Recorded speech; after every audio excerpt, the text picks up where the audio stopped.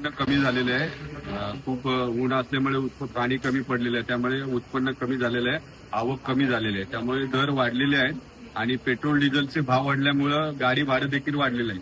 त्याचा देखील फटका बाजारभावाला बसणार आहे आणि हे पाऊस पडेपर्यंत बाजार असेच वाढत राहणार.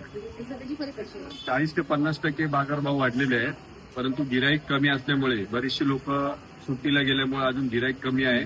शाळा चालू झाल्यानंतर पाऊस जर पडला नाही तर अजून बाजार वाढू शकतो. हो, उन्हाचा आणि अवकाळी पावसाचा फटका पडलेलाच आहे. त्याच्यामुळे उत्पन्न कमी झालंय आणि त्या बाजारात आवक कमी झालेली आहे मालाची. माझं नाव गणेश पावटे, मी व्यापारी आहे.